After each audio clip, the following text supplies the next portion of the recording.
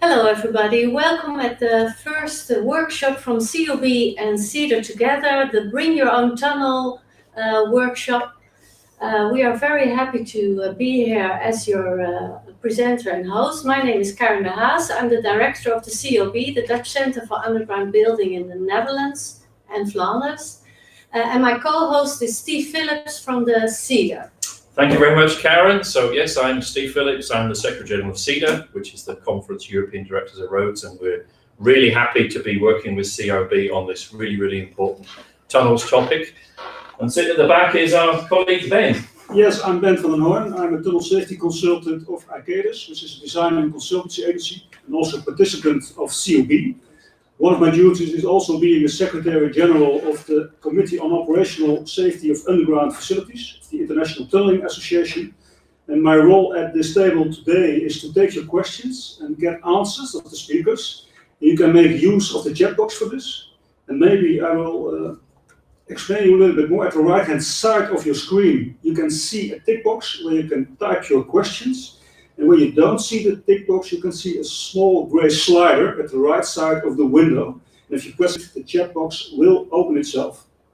One last comment. Unanswered questions today will be forwarded to the speakers and answered after the webinar.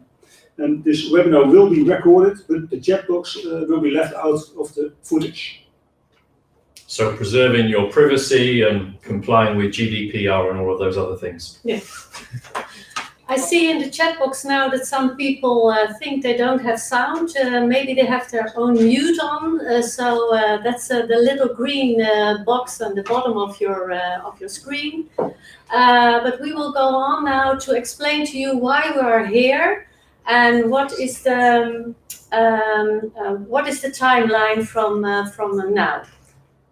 Ellen, can we see the first slide, please? Yes, well, it all started in 2018 when Steve and I and other people from the European network launched the first European conference on tunnel renovation. Our aim was to see if we have do we see a joint agenda? Do we have a shared problem? And the fact that there were over 350 people in Brussels gave us the impression that there was a joint agenda. After that, we started in April 2019. We had a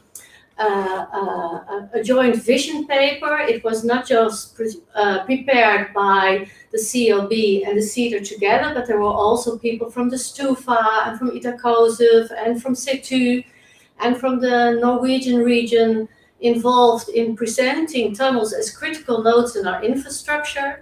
It then was launched in the General Board of CEDR by both Tom Roelands and Michel Blom.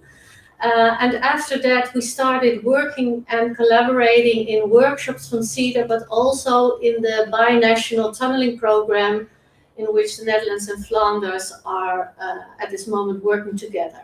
And now we are here today for this first workshop, and this workshop is basically a sort of starting point for where we want to be at the end of this year, because we want to build a network of tunnel owners who share the same issues, who want to work together to develop knowledge. And today we want to show you the initiatives that are already working and known to us. But on the 27th of November, we want to have a European television show.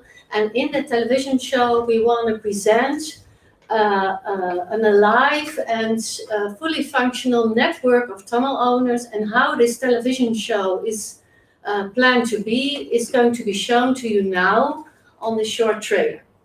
Ellen?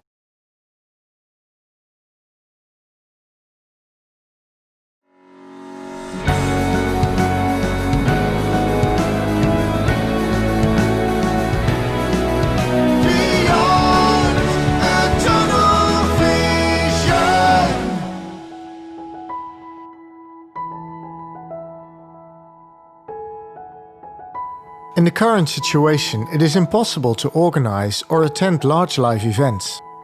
But society's needs demand from us to move forward and find solutions for existing issues. We need to keep on learning. We need to share knowledge. We need to share our problems and find solutions. We need to innovate discuss, work, and network. So we invented a new concept. It is an interactive European television show broadcasted from the Netherlands, but with contribution from several European cities and breakout sessions in every participating country. Fun, fast, interesting, and intelligent. Watch closely and let us explain the concept. Central to the broadcast are the discussions at the table. There will be 2 hosts welcoming several high-level guests. There is also a special host for interaction via WhatsApp, chat, LinkedIn and other platforms. This gives you the possibility to ask questions, comment and discuss your ideas with the guests in the studio and other viewers. Complex topics are introduced by a wide variety of multimedia. Animation, sculpting, performing artists, anything is possible. In each participating country there are satellite studios. They interact with you during the TV show and afterwards. Each location has a parallel session about a special topic. These are open for all guests. This part of the program is a more classic webinar and offers the possibility to learn and share in a more intimate setting. Before, after, and during the event, vlogs, podcasts and videos will be available. Normal conferences are very valuable because of the social aspect. For this event, we investigate the possibility to even include this aspect by introducing avatars who can interact on a special exhibition floor. In this video, you saw snapshots of the first Dutch event that was transformed into a television show. The original local event in 2019 got 185 guests. The television event had over 400 guests. For Beyond the Tunnel Vision, we expect over 1,000 viewers from all over Europe. Let's do this. Let's go beyond the tunnel vision. Bring your own tunnel and join the network. Join Beyond TV. I have to wait until the sound is on. Yes, sound. Well, thank you very much for that, Karen, and a great video. I always enjoy watching that. So, why are we here today and where are we? Well, as Karen explained, there was a paper developed which was a lot of input and the governing board of CEDR reviewed that. And CEDR, as many of you know, is 28 different national road administrations, all of whom share many of the same problems. And one of those challenges that they all face is the question of tunnels, because they all have tunnels in different states of repair. So we've been working on a number of different issues on the goals, making sure that the availability, which is a key issue because tunnels are key components, focusing on questions of digitalization, but also the question of adding value, upgrading. And we focus on a number of different areas. The civil engineering, as we've heard, a big focus here on the rehabilitation, the renovation, the question of value, as I say, the question of the role of tunnels in the network. And then building on some of the, if you like, what we already know, and indeed the networks that already exist, and that's why we'll hear a bit more about safety later on, because of course there are networks which have been focusing for many years at a European level on the questions of safety in all its different aspects. So that really is where we are and how we've got to today. And then as we move forward, we want to show you how we want to build this network of bring your own tunnel. The idea is that, as you can see in this picture now, when you look at the item of safety in the CEDR-COB constellation, there are already a lot of members from the European countries working together on the aspect of tunnel safety. The civil technical issues are already in collaboration with Flanders and with Denmark. And for value, we are already working together with Austria and France. But the idea of bring your own tunnel, if somewhere today you hear something that you think, well, my tunnel has this issue too. I sometimes am awake at night wondering how can I solve this issue. There is help. There are others who want to work with you. So the idea is bring your own tunnel and bring it to the network and let's join together. And I think you, Steve, have a sort of idea about bringing bottles. Exactly, Karen. Yeah, I mean, I think will all know the analogy. You go into a party and you say, bring your own bottle.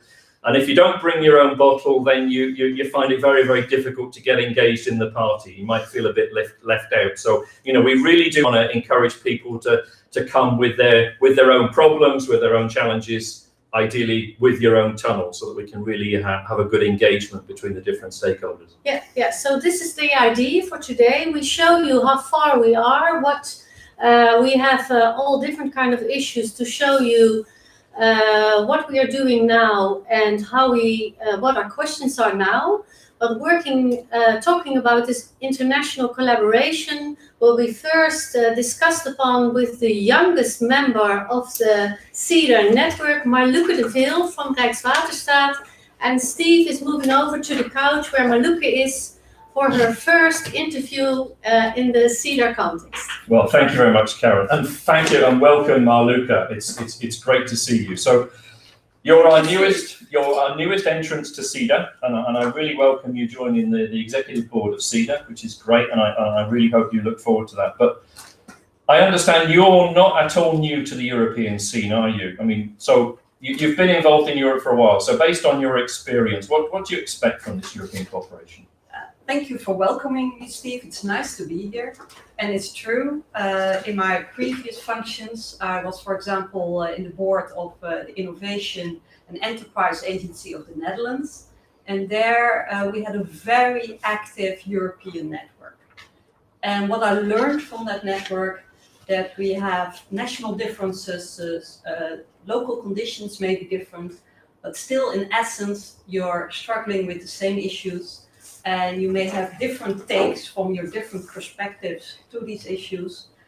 And it's so helpful to get some ideas from others. It can be very inspirational because there's always something where we share the problems and where we understand each other. So I welcome very much in a European context to be able to talk to peers. We bring in some of our ideas, but others have other solutions, other suggestions. That's inspirational. So I'm looking forward to it. Very good. So am I. So back to the topic of the day, the tunnels. What are the challenges that Rijkswaterstaat faces in tunnels, and how are you bringing your own tunnels? I'm not bringing one tunnel, I'm bringing 15 tunnels. I hope, we're a small country, but I hope it's enough to come to the table with 15 tunnels from Rijkswaterstaat. But of course, we work together with our rail partner, that is ProRail, and they bring also their tunnels. So jointly, we have much more to bring to the table. And I think many will recognize the challenge for the coming years. We expect to need at least 430 million for maintenance and refurbishment. There's a lot of work to do. So a lot of the tunnels have been there for a while and they need maintenance and refurbishment.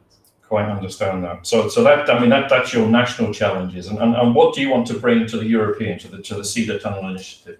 Yeah, because of this challenge, we have already been working with, already mentioned ProRail, but also with our Flemish partner in the Center for Subterranean Construction, the COB, to look at issues where we have common challenges and how we can more or less divide the work and share the knowledge. And we have several examples of those where we did some research, jointly shared that, and not only in Dutch, but also translated it in English. And we have done this with the support of Rijkswaterstaat on purpose, to be able to share this knowledge with others. So we have several subjects where we already share some knowledge and that we have available online, so that it's available for all the partners in this network. And of course, we also hope to get back from other partners some interesting knowledge, because there is so much work to do. And I'm quite sure that in many countries they face the same challenges. And if we can divide and share and help each other, that would be very welcome. Excellent, excellent. And anything special about the multimodal cooperation? You mentioned ProRail at one point. Now I'm really stuck. Yes, we work together Yeah. with ProRail a lot, if that is what you mean. Yeah.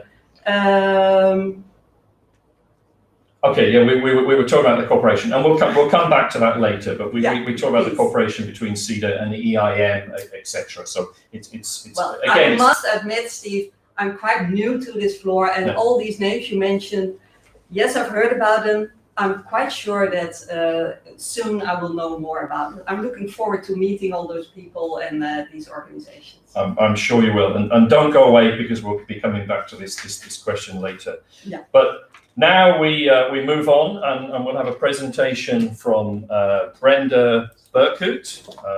And Brenda's here from the COB, and she'll be talking about structural health analysis. So please, Brenda.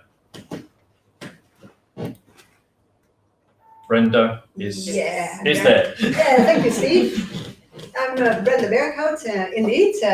I'm the coordinator of the Dutch Civil Tunnel Engineering Program, and I'm excited to explain it to you today. I tell what we achieve by now, what the project looks like, and what we like to achieve in 2030. The point of the horizon we like to meet is that 80% of what we do now in large tunnel renovation projects will be done as regular maintenance. Within 10 years, it should not be necessary to close down our tunnels for more than a half year like it is now.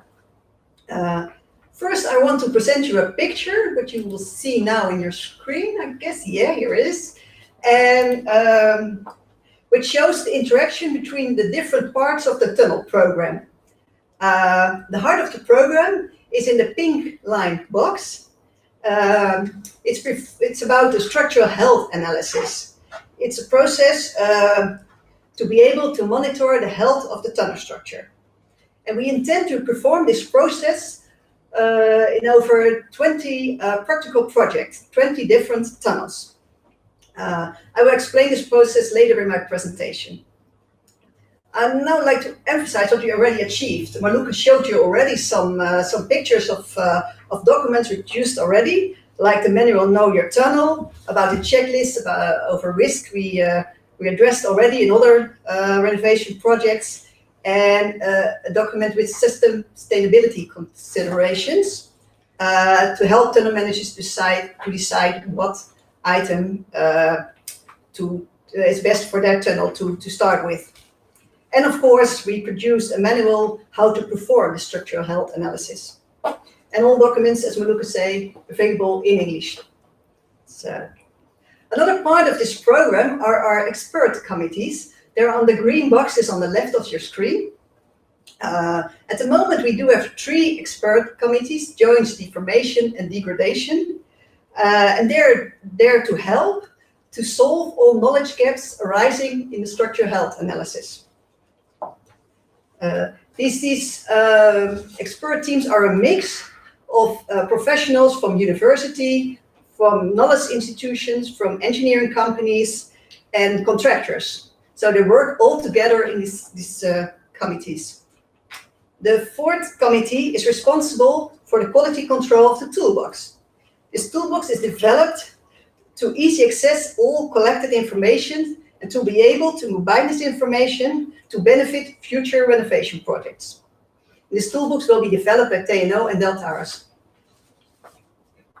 Professors of the Delft University of Technology also connected to the program. They're in the gray box underneath. So we're able to extend practical solutions with a scientific foundation. And both PDA and PDN students are already interested in our program. So now let's switch to the poster behind me. It's in here. Yes, it's about the process of the structural health analysis. It's a process based on knowledge workshops where we examine the condition of the tunnel. And we do this in close cooperation with the tunnel manager in order to deliver a health declaration at the end of the process. And as Maluka said, we start next week with the first tunnel, the Drecht tunnel, road tunnel in the 10th network. And this year we will also start with a railway tunnel, the Willemspoor tunnel.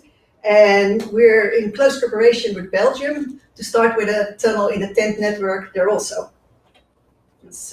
If we look at the picture behind me, you see these green boxes. They're better to see on your picture on your screen, I guess. These are parts where the tunnel manager has to do things, has to take actions. They have to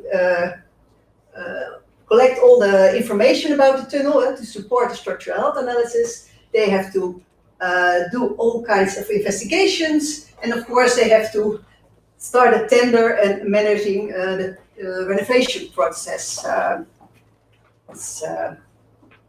we have all those documents developed to help the tunnel manager to do all these actions, and the documents Maluka showed before. And in the pink circles you see on the screen is where the COB is involved. What they do is they will address risks. They will tell the tunnel manager which investigations to do, and they will also, at the end, will review all those investigations and give their opinion.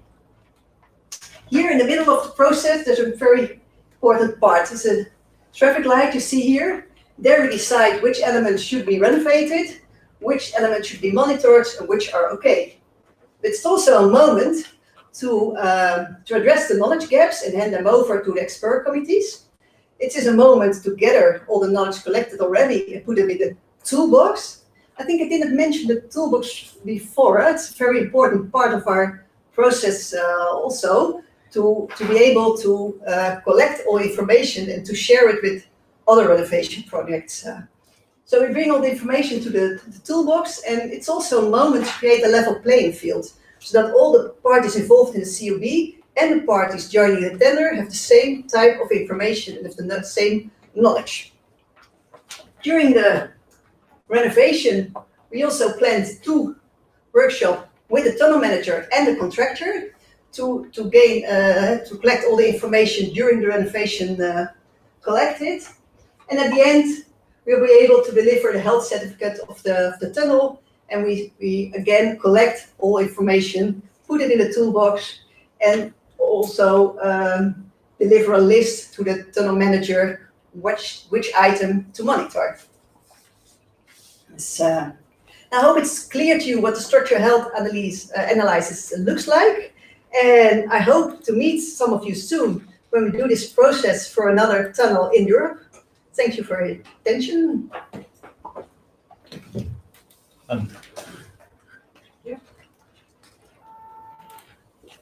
That's great. Sorry that we were taking a bit of time getting the camera backwards and forwards, but thank you, Brenda. That was very interesting, and you'll still be there. So everyone who's online can still type in your questions, and we'll be able to answer those later. So now I hope you've heard a little bit already about our Flemish neighbours, and I hope that we'll be joined from Flanders now. Yes. Yeah. Hi, Tom. Great to see you. Tom Rowlands, the Director General of the Flemish Agency for Mobility. Tom, I wanted to give you the chance to say hello to Maluka, because I don't think you've met yet. Not yet. Now you've met virtually, and I hope you get to cooperate a lot in the future. But unfortunately, Tom, I don't have the pleasure, so I have to hand you over to Karen, because she has demanded that she asks you all the questions. So I'll see you again. Thank you. Hi, Tom. Karen? Hi. You've just heard the story of Brenda, and I strongly remember the first time I met your director tunnels, Chris van Boven. I met him in Dubai for the World Tunneling Conference, and he claimed to me that he had a great hunger for knowledge and people who know something, because he felt quite alone without this, in this more neutral words maybe. Do you recognize this hunger? Yes, for sure. I do recognize this hunger, and I think that I'm not the only one. If I see that how many participants we have here in this webinar, it's for me a proof that also other countries, other organizations have hunger to that knowledge. And why do we have that hunger? I think that there are two main challenges we are facing. I think that we just face the complexity of a tunnel. A tunnel is one of our more complex assets that we have to manage, and it's more than the sum of some different topics or some parts. It's really an ecosystem, and to manage that quite good, it's very difficult. So to share knowledge and to look for other ideas and to the expertise of other organizations, it's very important for us. And a second challenge that we are facing, and I think that we are not the only country, but we built a lot of tunnels in the years 60 and 70 of the last century. So they are now a certain age, they are 50, 60 years old, and it's time to start renovation programs. Renovation programs for tunnels that we cannot take out of exploitation for some years. So we have to do that renovation program whilst also keeping the tunnel in exploitation. And that's also a very big challenge. And that's also a reason why we want to share ideas and knowledge with other people. Now, I also think we have a lot of organizations to bring people together. So what's unique in this approach for me, I can say in a classical organization, we bring the same people together to work on the same topic, and we learn from each other. I think, and maybe it's not fully correct, but in this approach, we bring different people together to work on different problems. And that's for me a benefit of this cooperation. We bring people together, Marluke mentioned that, we bring tunnel managers together with contractors, with knowledge institutes, with the consultants, to think all of us on different problems, different challenges that we are facing when we want to renovate a tunnel. And I think that that gives us a unique opportunity to learn quicker, to learn more, and to fulfill that hunger. So that's the reason why I recognize that hunger, and I think that maybe this cooperation can fulfill that. Well, I'm. As we've done this in the Netherlands for the past 25 years, I am very certain that this could work on a European level. If you have people collaborating on the same issues, they sort of automatically become enthusiastic. So, but if we look at tunnels, because you can have a lot of issues, what are your major headache files? Well, I will try, Karin, to limit it to 3 headache files. I can mention maybe more, but let's limit it to 3 of it. First of all, we see that the maintenance costs become more and more important. So it's important to look at the total cost of ownership of a tunnel, and that's also a thing that we are struggling with. It's not easy to keep in mind the total cost of ownership for one single asset. So it's even more difficult to keep that, to take that total cost of ownership in mind with such a complex system as a whole tunnel, with all his different parts and systems. So, but I think it's important to look to a tunnel not only from the investment part and to the investment costs. It's important to look to the whole cost also during the whole life cycle. And so that's a thing that we're really looking to get more expertise in that.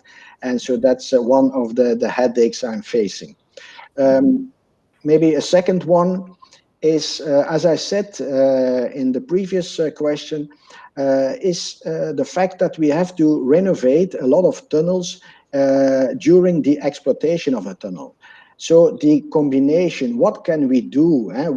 Which part of the renovation work we can combine with another part, because we cannot do everything together, because then we have to close a tunnel. So we have to do it as quick as possible, as smart as possible, and looking for the right combination, the right sequence of all our renovation works. And that's also something that's a very complex question. And I think that sharing knowledge about that, that's also the reason why we would like to bring in a tunnel, and to work on a specific tunnel, to see what's a good combination, a good sequence of all that renovation works that has to be done. Yes, And a last point is the fact that we have to make our tunnels more future-proof. Techniques are changing that quick, that it's important that if we make choices, that we make them in a future-proof way, so that we don't have to close a tunnel every several years, every time, because new techniques, new things are coming up. So it's really important to, if we do renovation works, that they are future-proof, and that if systems or if techniques change, we can adapt that tunnel in a very smart and in an easy way, without disturbing the traffic, without disturbing the function of a tunnel itself. And these are, for me, three questions, three challenges that I hope that you can help us to solve that, or to give us to share possible solutions for these three challenges. Yeah, well, I'm also very curious when we are doing this structural health analysis now together, a road tunnel in the Netherlands and a rail tunnel, and also a tunnel in Flanders, how we can learn from that, because that's also multimodal, but also multinational. Because I do think that the cultural aspect will also be, of course, a part of this learning process, yes, to learn to understand each other. If you could please stay online, because now we're at the time that we are going to look at Ben to see if there are questions from our viewers. Ben. Yes, there are some questions. The first question is, I think it's directed to our colleague from Rijkswaterstaat, Marluke. Apart from the position of the Netherlands in the trans-European network transport, what other aspects influence your choice to seek cooperation in Europe on tunnels? Yeah, that's a good question. And I think it's because on the one hand, we recognize the challenges that Tom is describing. And I hope many of our colleagues who are now online also recognize them.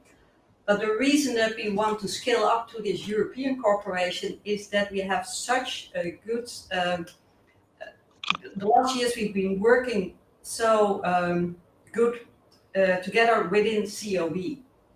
And the results of that cooperation are very good. The way Brenda has showed to you how we do it, and that there's really an approach with a toolbox, and it has been talked through how to do that.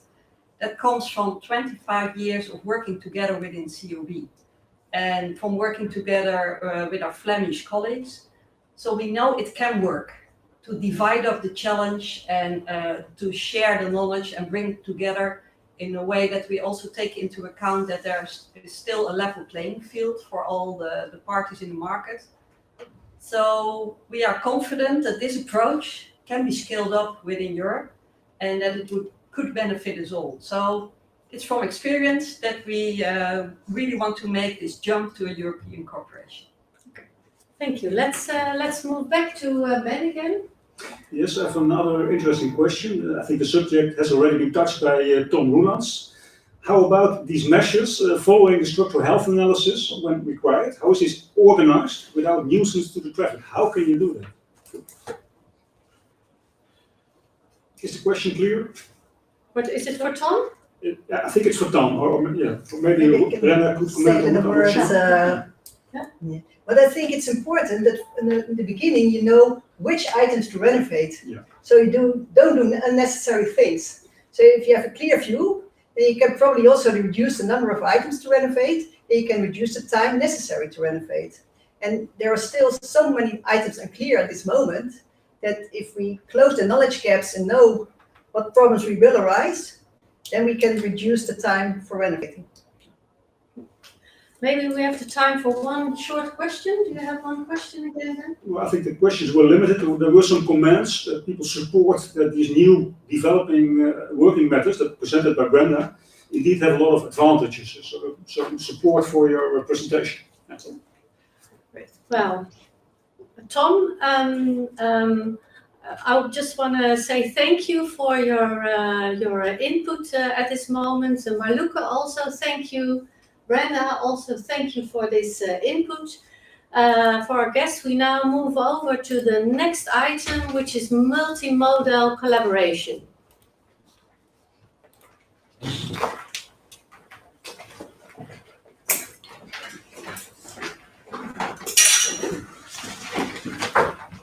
So I'm back, Karen. Hi.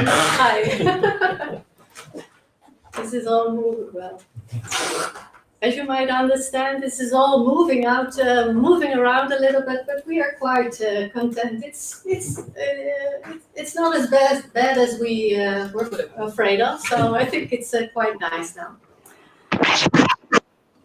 Okay. So we are moving now to multimodal collaboration. There are two people, Monica Heining, the IEM. Oh, Monica, your microphone is very on, so we're here to moving. Hello, Monica. Yeah, thank you. Hello, Karen. Hello, Steve. Hi, Monica. Hello. And with us is also Rolf Dullevoet, a professor of TU Delft. And together we will talk about multimodal collaboration. What we are going to do now is Rolf is going to talk a little bit about what is the common ground between the questions that the road tunnels and the rail tunnels have. Because of course there are differences, but there are also challenges that we have to face together. So Rolf is going to talk a little bit, walk us through that. And after that, we're going to ask you, Monica, some questions. So Rolf, you said you were going to go through your own presentation, so the floor is yours. Yeah. Okay, thank you. It's a very nice initiative, and I think it's very good also to have the combination. That's what I like, the team spirit, and also to combine all the knowledge we have, because it's a pity when we can not share it, because why should every country do is reinvent the wheel? And I think that's exactly what I aim for, and I think it's also the topic how I connected to COB, because it's not directly from the tunnel, but especially also from Embankments. My name is Rolf Dullevoet. I work part-time at ProDel. I'm an advisor for the board, a technical advisor, policy advisor. And the other time I work at the TU Delft for railway engineering as a full-time professor. And I'm really glad that I'm connected to the COB and also can have my view on certain problems we have and we also see in the railway business. These are some slides that you can see yourself when I have not much time to talk, so I think that's no problem. When you go to slide, oh, that's too quick. When we go to slide 2, this is about my group. We have around 40 people, PhDs, and also I will focus at the end of the presentation on the PDN students, because PDN students are really helpful and also useful, I think, to connect all these worlds together. When we go on with slide 3, why do I like to have work together?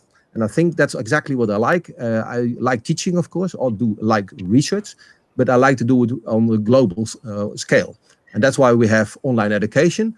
And on online education, we like to use digital twin. And why? Because that's so easy to explain where are the possibilities, where can you extract, for example, modules into a railway business, but also in all kinds of assets and also the complex assets like tunnels. And I think that's exactly what you need, because this is not easy to handle. What can we do? I think when you look at the settlement and also the tunnel aspects and the track and also the road, Holland is really, half of Holland is really a swamp. It's like soft soil, and it's not easy to say, okay, I have a uniform soil and I do some calculations and that's it. Everything is moving, you could say, and that's more or less the northwest of Holland. So it's we have a lot of experience. What can you do? What can you handle, and how to handle it? And that's exactly what we can help and also to share with you in this COB construction. So we have to make a puzzle, and that's not easy. And also we need a lot of data, and therefore you need a lot of tunnel data and also traffic on road and rail. That makes a lot of difference of the load, of course. And then you can make the full puzzle. And I think that's exactly what we need.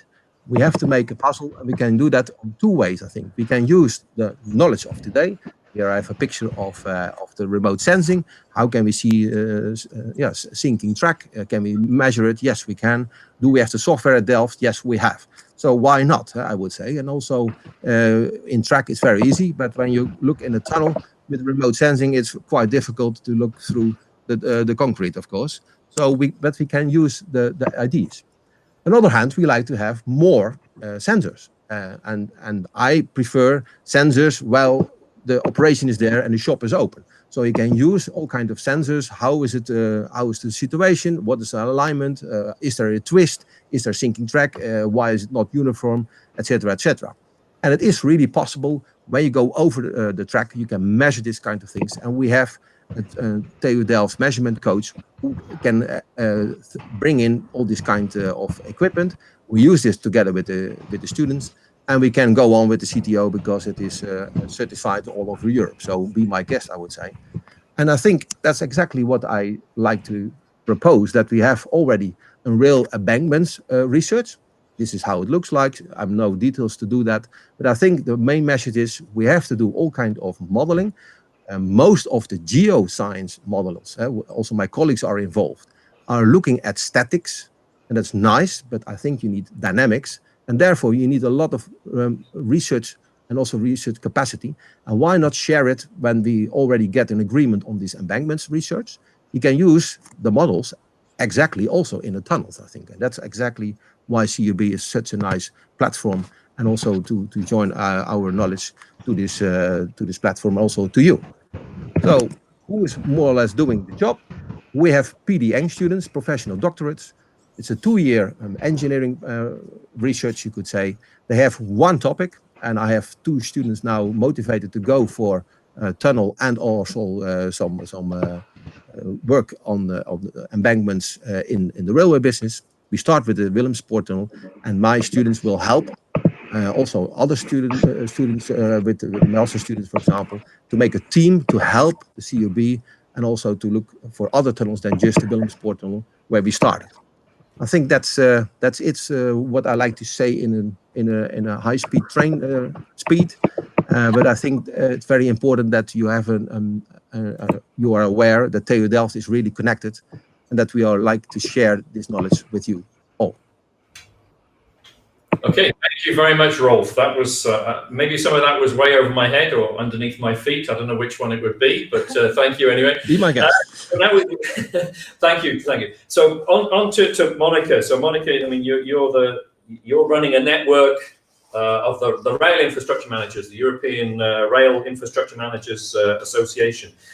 So looking at your broad members, do you recognise the kind of issues that Rolf is explaining? Yes, quite a great deal. Thank you very much, Rolf, for this high-speed presentation. I appreciate that. So most of the issues, I mean, whether a tunnel is a rail tunnel or a road tunnel or whatever, it's basically the same. So you have the same challenges.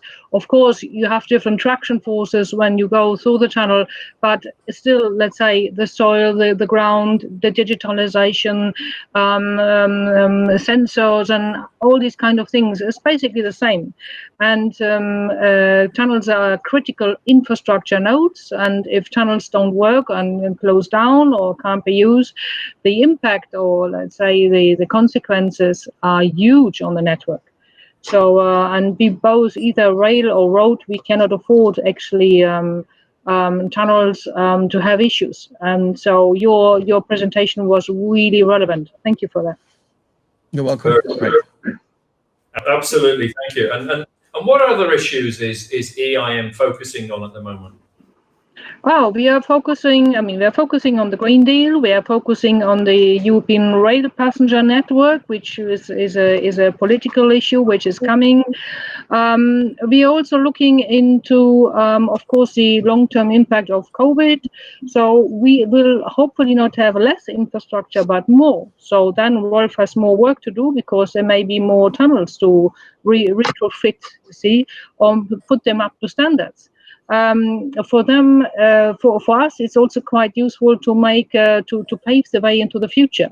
So what can we do in terms of availability of tunnels during maintenance periods? Everything we do, we have to foreclose a line. For us, as a disaster, we do not have so much spare capacity.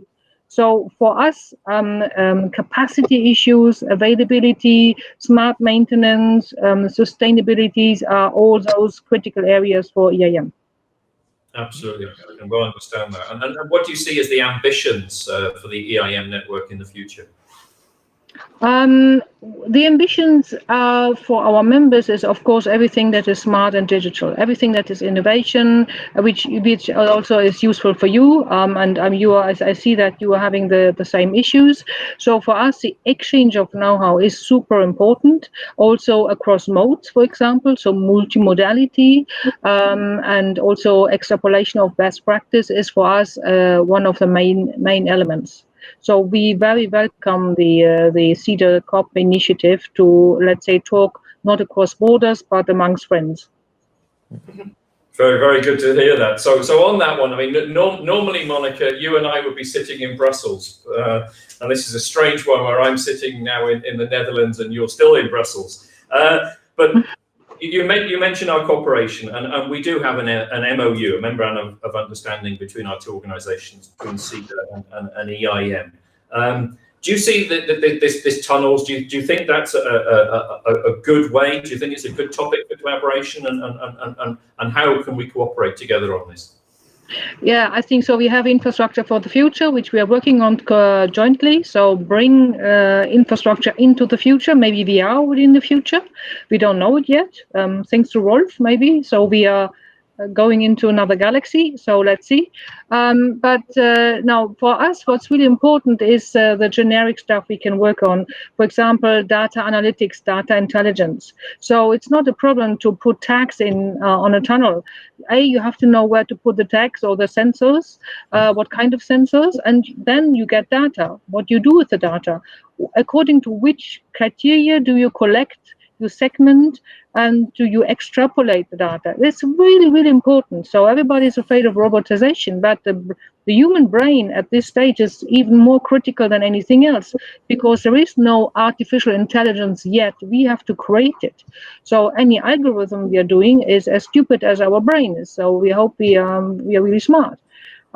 So let's say the exchange of data, what to do with the data, where to put the intelligence on, and can we embed sensors into or substructures, into concrete, for example, instead of putting sensors in the future, and how to then design artificial intelligence on what level and how high. That is really what we are interested in. And we can do that in tunnels on a concrete object. So how much piloting do we need? I mean, are there best practices and these kind of things? Perfect. Thank you very much, Monica, and I'll see you back in Brussels. But we have some questions. Yes. Well, let's see if we have some questions. Ben, are there some questions, or is everybody shy? I think people are very silent. Maybe I can pose a question. I'm very interested by this rail and road collaboration. When it comes to collaborating between the road and rail sector, what would be the focal points in the collaboration from CEDR or IM perspective? Maybe that's also a question for Steve. I thought I was just going to be the host, but now I have to answer questions as well. I mean, what can I? I mean, I think Monica has highlighted a lot of things, and I think Tom and Marluka again have underlined the fact that CEDR members, EIM members, we have a lot of very aging infrastructure. We have a lot of infrastructure which was built many, many years ago, which may be facing new challenges. We know that groundwater levels are changing through climate change, other things. The traffic requirements are changing, and we'll hear a little bit later on about even the traffic What is the traffic will be changing? What Monica's having to do with, more high-speed rail and running that through tunnels which may be 100 years old. So, we face a lot of new challenges in terms of upgrading and adding value to our infrastructures. Yeah. Do you have anything to add to that, Monica? No, I think Steve did it. So thank you, Steve. So you're starting to enter into my brain. You see, one day we will merge to become the perfect infrastructure manager. Landbound. You're great. Thank you. Multimodal cooperation, that's what it's all about. Yeah, that is it. And all with great hair. Yeah. Thank you, Monica, and thank you, Rolf. We will move on now to please stay tuned, and we will move on now to the next topic, which is about tunnel safety.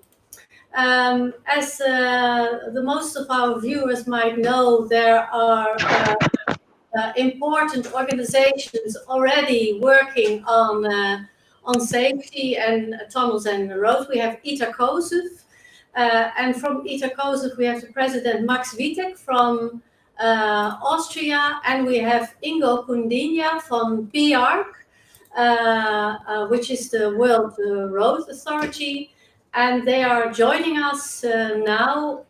And I will ask them some questions because they are also very willing to collaborate and work towards a holistic approach. So let's see if we can get them online. Hi, Max. Hi, Karen. Good afternoon. Good afternoon. So we have Max. Ingo, you're right behind the camera. So I'm going to move a little bit. I can't look in your face now because, the audience can see it, but the camera is right there. And, this is better. Ingo, when you look at 2030, which I know is a bit further than the timeline PIARC is normally looking at, but if you just look through your eyelids a little bit on what are the important issues that you see from a tunnel safety point of perspective, what do you think are the issues?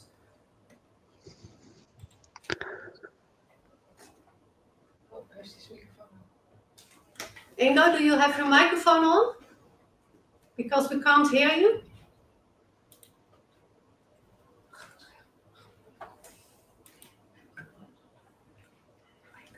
We still can't hear you, Ingo. Nope. You have to look on the icon on the bottom. You have to turn your own microphone. Sorry. No, I think it's better now. Sorry. It's strange to switch from a viewer to a speaker. So you have to a complete different screen here. So sorry about this. New era. I'm sorry. So I don't have to introduce PIARC. I think maybe a few words. I'm chairman of this tunnel committee, and we mainly deal with current questions regarding road tunnel operation, maintenance, technical equipment, tunnel safety issues, and the new topic for this 4 years strategic plan is tunnel resilience. And since 2005, we have a memorandum of understanding with ITA, the International Tunneling Association. So this is why we are here together. And coming back to your question, what are the things which are the most important trends for tunnel safety? From my point of view, it's clearly the digitalization of road transport. There are a lot of technological advantages in ITS that can have a significant impact on operations and on user safety in a road tunnel environment. Take, for example, the vehicle-to-infrastructure communication or the communication between vehicles. These technologies will give tunnel operators in the future access to a huge amount of relevant data, which is collected in nearly real time. By using smart data analytics like AI, this data gives the operator the opportunity to take proactive safety measures and to react very fast if an incident happens. So all the flow of information from the tunnel control center to the user could be much easier via infrastructure to vehicle communication. The user could be informed or warned about the situation in a tunnel before and during his passage through a tunnel. So another issue is new vehicle assistance systems, and in the far future, autonomous vehicles. These systems are currently mainly developed to work on the open road. So the function in a road tunnel environment is not addressed so far, and this needs to be investigated from my point of view. On the other hand, tunnels and tunnel control centers will maybe experience frequent cyber attacks, which require additional protection measures. So, I mean, the topic ITS in tunnels is very important, and smart mobility in the future. And therefore, this is also part of the strategic plan of PIARC, and we will also deal with these issues. When I hear a lot about this smart mobility and its advantages and its disadvantages, and I'm very curious if you have an opinion, because there are people who think this smart mobility might mean that tunnels should become smarter, and there are people who think that it means that tunnels should be dumber. What do you think? I think both could be true. Already today, tunnels are really smart infrastructures with a high level of technical equipment compared to other infrastructures, like, for example, a bridge. In the last decades, the technical equipment has grown significantly in the tunnels, also due to European and national legislation after the big tunnel fires 20 years ago. But with a new trend to smart mobility, a lot of smartness is implemented in cars. This means that you could probably reduce some redundant safety equipment in a road tunnel in the future. For example, the conventional video surveillance might be obsolete if you have sensors in the cars automatically reporting an accident or a fire risk in the future. But we will have a mix of vehicles having these new technologies and conventional vehicles not having these technologies. But for sure, we need more smartness in tunnel control centers in order to deal with the increasing amount of relevant data and the handling of the car-to-infrastructure communication. So I think both opinions are right. And So- if we imagine autonomous vehicles, which means vehicles driving with SIA level 4, driving through a road tunnel in the far future, we could even more reduce technical equipment in a road tunnel because the main safety risk is eliminated, the driver. So, but the reality of many years, we will have a long period with mixed traffic of conventional and non-conventional cars. So I think it will be a long story.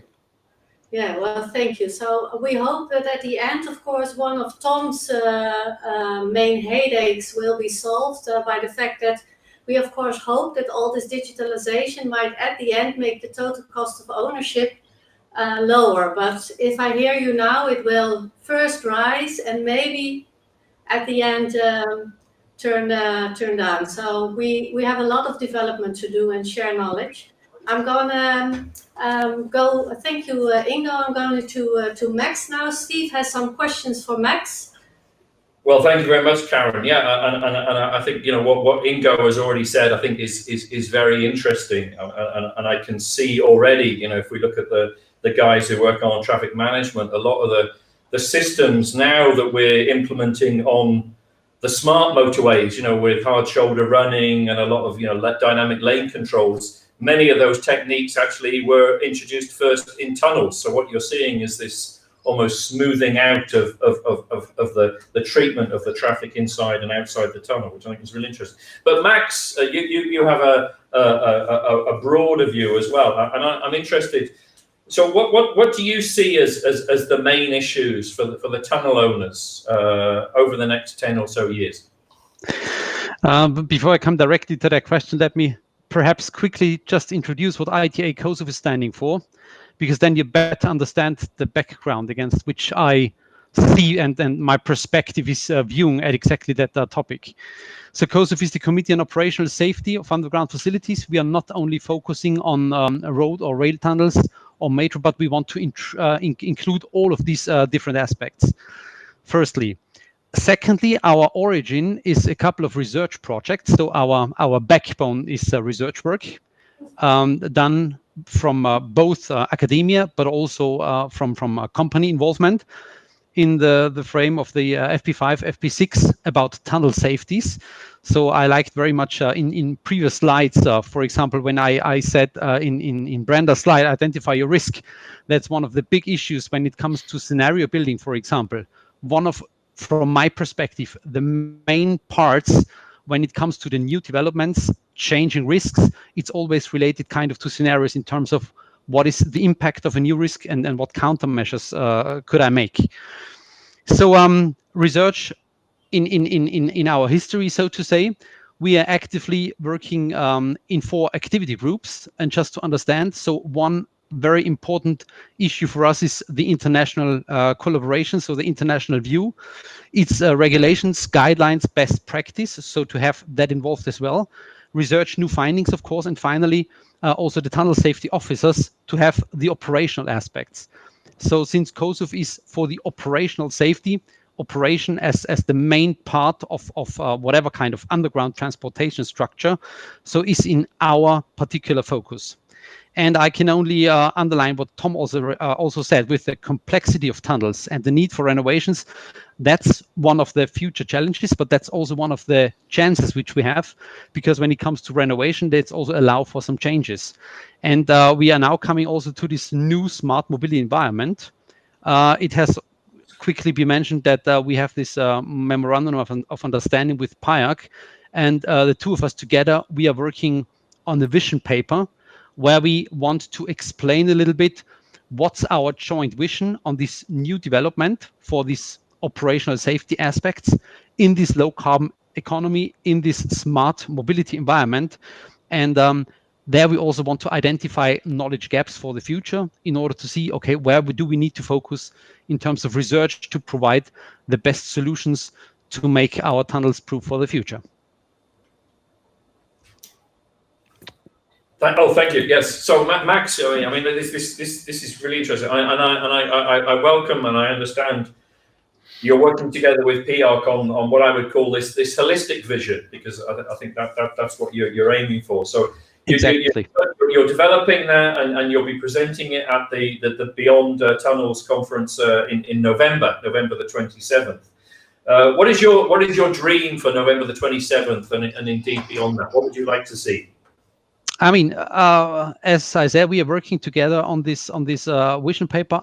My dream would be to be able to provide a holistic view on tunnel safety aspects of the future, to include this smart mobility, including new energy area aspects, including probably new risks, gaps of knowledge which we need to cover, to close in the future, and also to suggest new solutions. Having in my background all these experiences which we have from the previous projects, like for example automated inspection tools, like tunnel safety robots and stuff like that, where we also have automated systems which allow for a better structural health analysis, hopefully, obviously.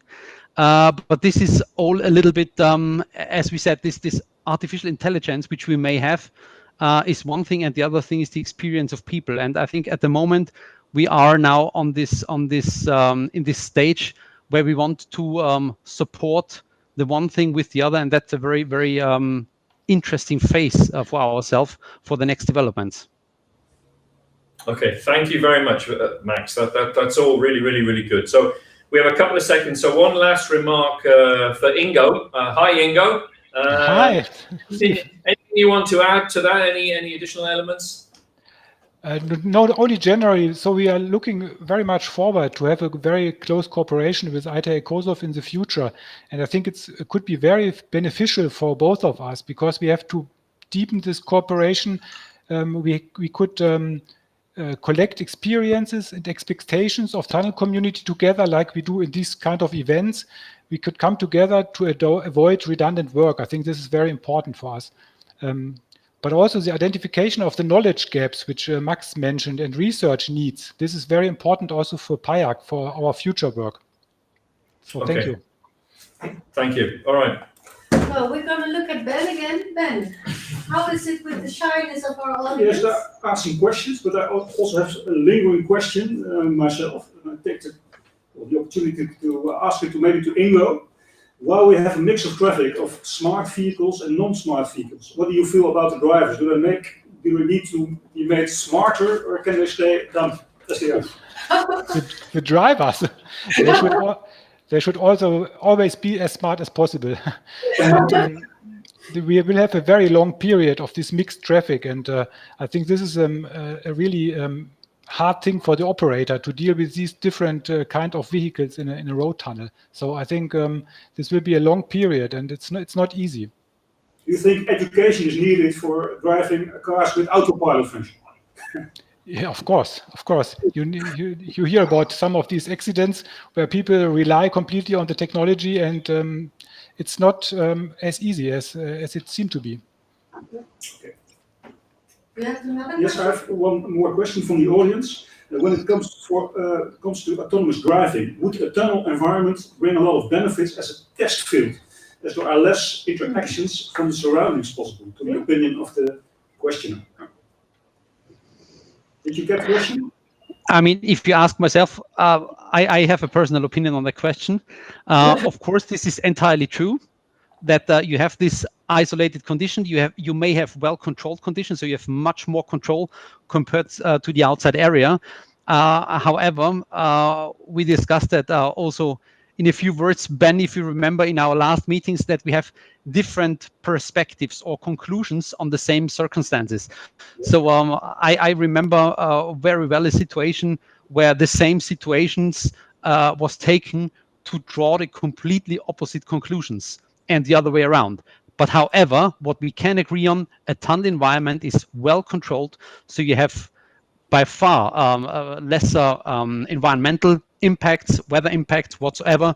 Light conditions you can completely control. So with that perspective, I would say tunnel environment is a very good test environment. Okay. As long as there is no normal traffic, I suppose. I mean, I would add to what Max has said. I mean, surprises for me that came up about a year ago, because I think we've been working, actually started in the Netherlands with Rijkswaterstaat on truck platooning, where a series of trucks drive very, very closely together. And the conventional wisdom always was, that's not for tunnels, stay on. And then one of the first road operators that jumped into the cooperation was the Mont Blanc tunnel. Yeah. And that was, to understand how they actually saw this as an opportunity. I think, we cannot predict who's going to jump on these new technologies. No. I think this is, we're running out of time, so I want to thank you, Max, and thank you, Ingo, for this interesting perspective. Of course. Thank you very much. See you soon. And this holistic approach, as I learned from this discussion now, should also focus very much on the human factor, since this is, I think, no technique without the human factor, I suppose. So in this holistic I agree. approach, we should include it. And now we are moving on to the last topic of this workshop, which is about light research. And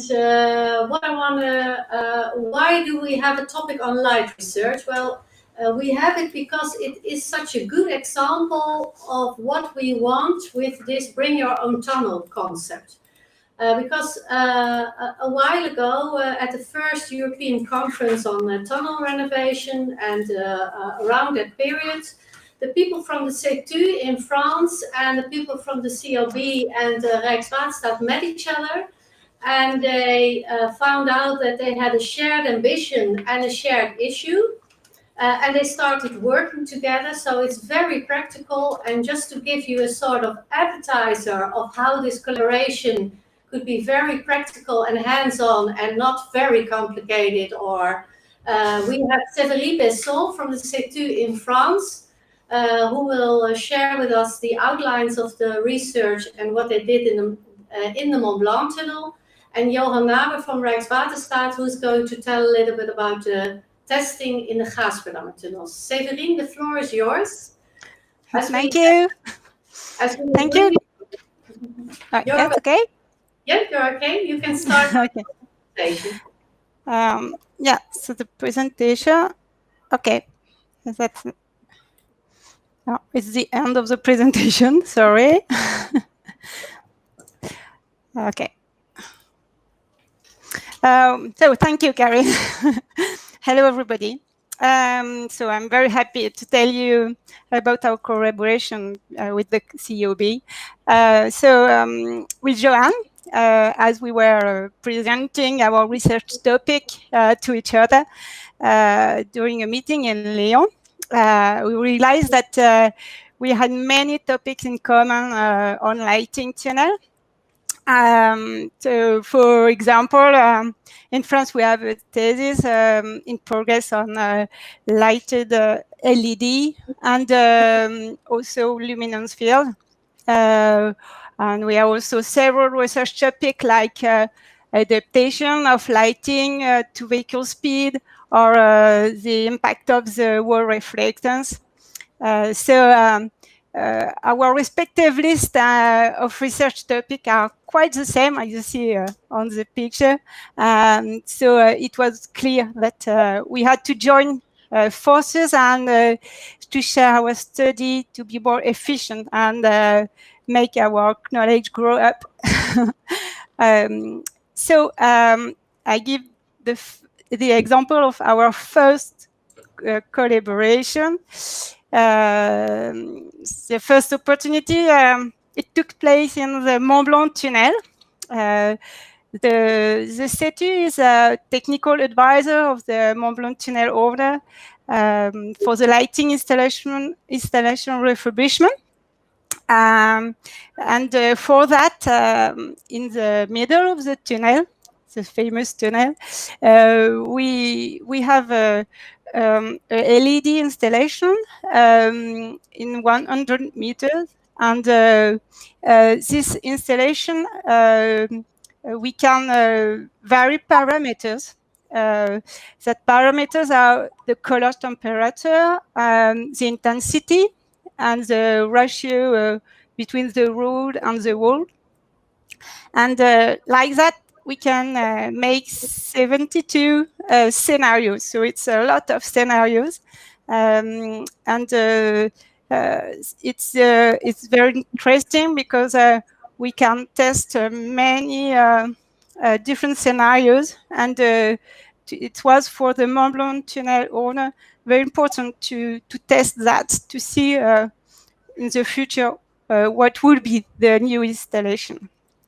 I invited the COB team, Joanne with Harry, to join us to do measurement in the tunnel. And they were so enthusiastic that by this experimental installation that we decided to come back a few months later and do more tests. The second time, we put various objects. You can see on the right the picture, with this object, we will see the difference of the visibility with the scenarios. It was also very interesting because we can also compare with the old installation with sodium, which are also in most of the tunnel actually. Because the aim is to show that if we can reduce the level of the lighting system with LED and see also the objects like with sodium lighting. It was the collaboration very interesting, and we share the results and the measurement, and provide also data for the PhD in France. It was just the beginning. We have many other ideas to do works together. So now I give the word to Joanne for the wing part. Thank you, Severine. One of the main issues we have at this moment that a lot of technology and guidelines are based on people who worked in the tunnels for 30, 40 years ago. So we have a lot of trouble now. Why are the guidelines? How have they been decided? What we now want to do is, of course, we started at the Mont Blanc tunnel just to see what objects do you need. The one goal of the illumination in a tunnel is how we can see things. Perception is very important. Now we have a new technology, new LED technology. It's a different kind of light we always had.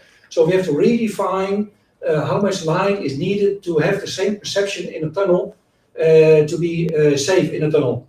And some people may seen in the Mont Blanc tunnel, we try to, with the shields we see here also, but also some objects.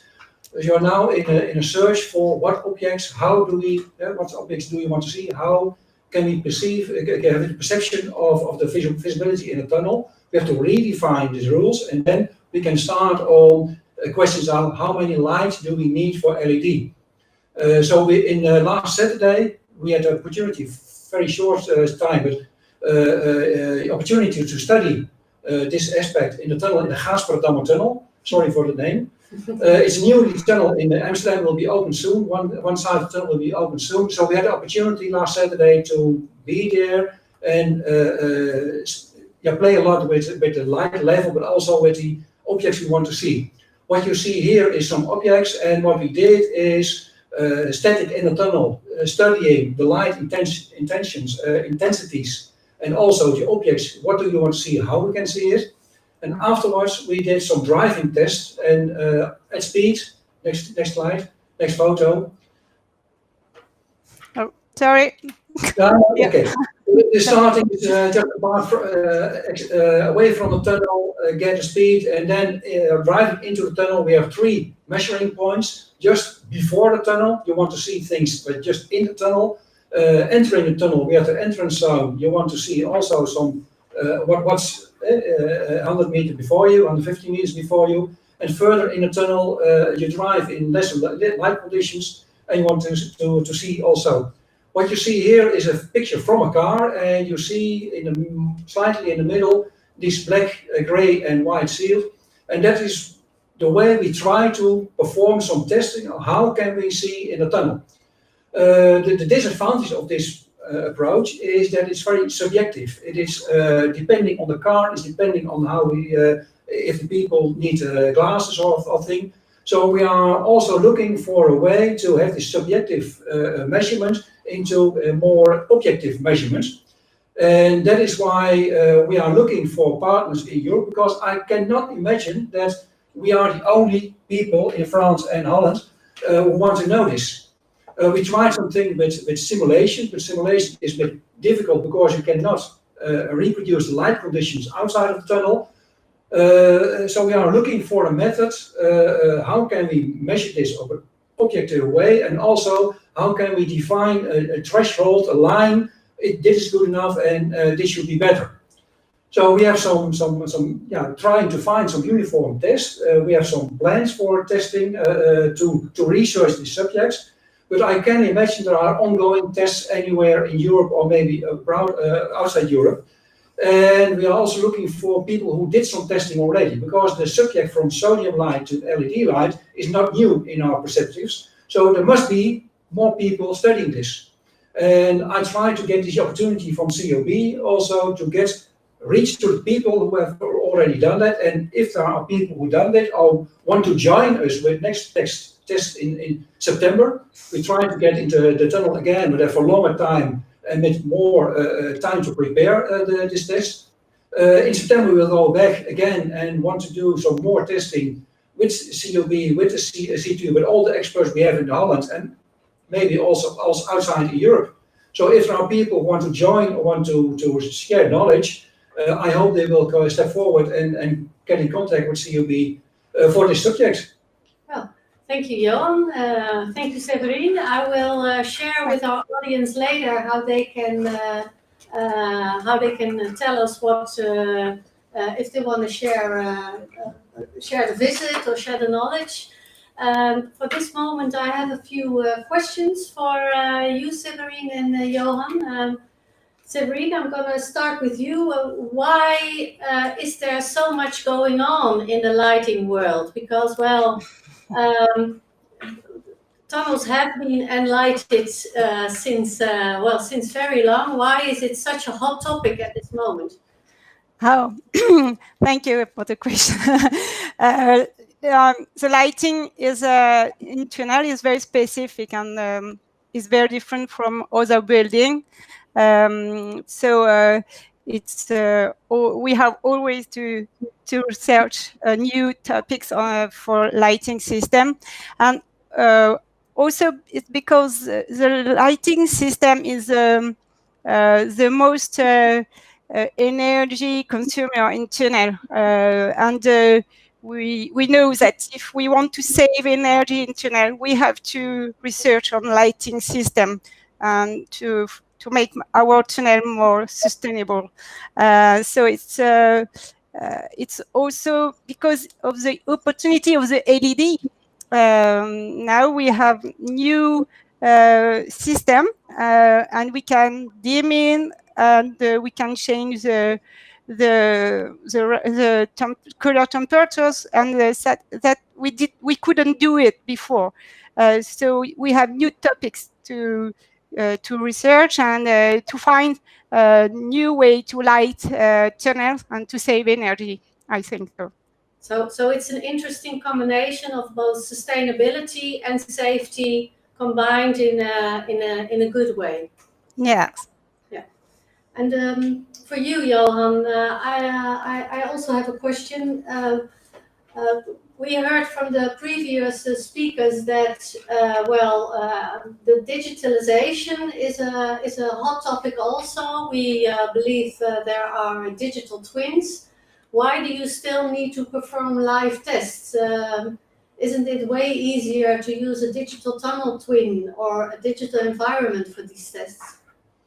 It would be very nice if you could do all testing in simulation mode. A lot of tests can be done in simulation mode because the light conditions in the tunnel are not too bright. But try to imagine when you are sitting in your garden and you look at your iPad, you cannot see the screen. So this is the same problem we look into when we try to have a simulation. If you need a live condition, and when you want to perform live condition at a tunnel entrance at a bright day, as it is here now, you don't have enough light to simulate the condition.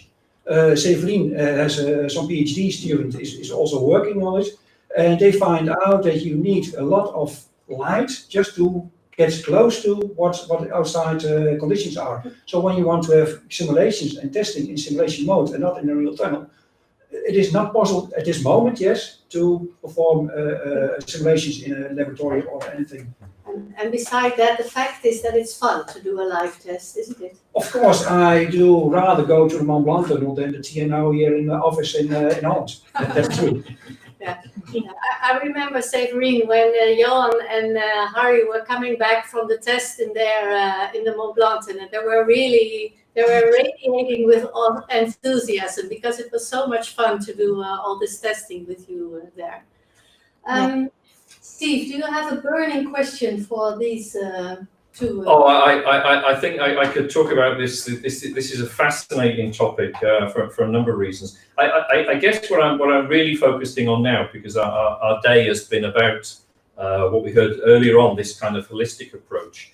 I'd be interested in, you focused at the moment on road tunnels, and we can understand there are obvious reasons why for lighting you focus on road tunnels. But I'm interested in its application more broadly, shall we say, in the underground environment, and that might not only be railway tunnels, but the pedestrian areas in underground environments, and more.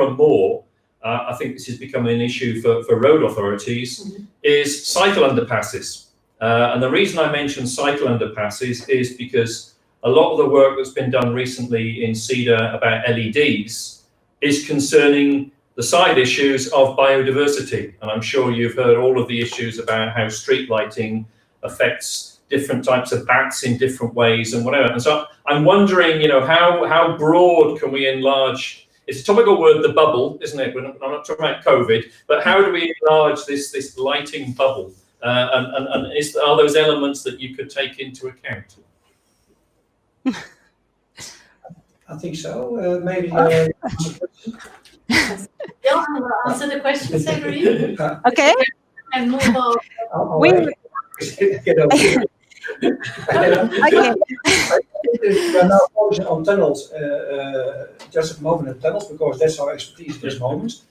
What the experiment in the Mont Blanc tunnel learned us is that the color light is also very important. It is that cool blue and that warm white. It makes a lot of difference how you feel in a tunnel, how you see in a tunnel, how you can do the perception in a tunnel. So one of the topics we never studied really in our tunnel world, perhaps in offices maybe, is that the light color does influence people, does make you comfort, so lots apart from the energy saving or the new technology, it could be that the creating more comfort in a tunnel, people could be feeling less dangerous, or when you now get in a tunnel, it's about claustrophobic even sometimes. So maybe you can with light you can influence this. So yes, it will be more than only tunnels, but we have time. We do need time to study this because it's all new. Yeah. In France, we have an example of tunnel with a very, very low traffic in the mountain, for example, where we have a lot of bicycles. And we are testing a new installation with a lighting system on the wall of the tunnel to highlight the cycles. And it's a way to save energy because we don't use all the lighting system, but with a few lights we can save the cyclists, and it's very important and make them confident to go through the tunnel.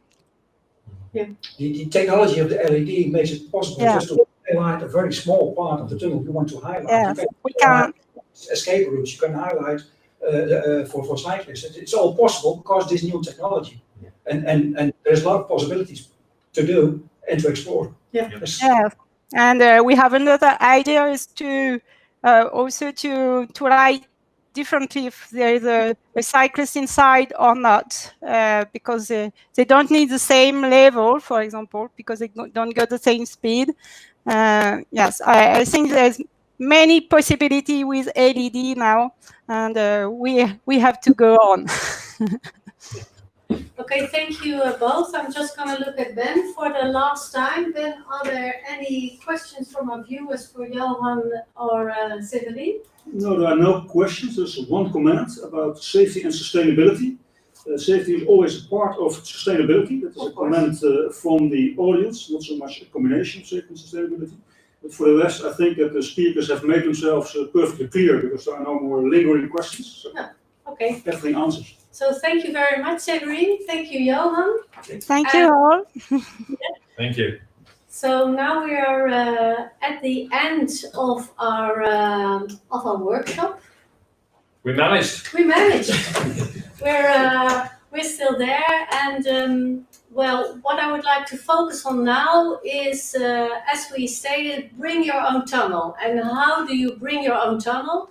Not just, of course, by joining us on the November 27th on our European television show and all the online sessions that we will have then, because we hope that by that time our network will have grown. So we have an email address, bringyourowntunnel@cob.nl, and there you can have all your questions, your input, your tunnels, your suggestions. Just join them with us. We will respond to all of them, and we will form this network and make it alive and kicking and have a great show on the 27th of November. Steve, I want to thank you. I want to thank you, Karen. I thought it was good, and I want to thank all of the COB team. You can't see them; they're hiding away from the cameras. That's the problem when you put them in charge of the cameras; they don't point them themselves. And thank you, Ben. I think that was again a really good session. So I guess all I can say is don't forget to bring your own tunnel. Exactly. Don't be the sad one sitting at the back without a tunnel. Okay, thank you everybody, and see you soon. Bye bye. Okay. Thank you.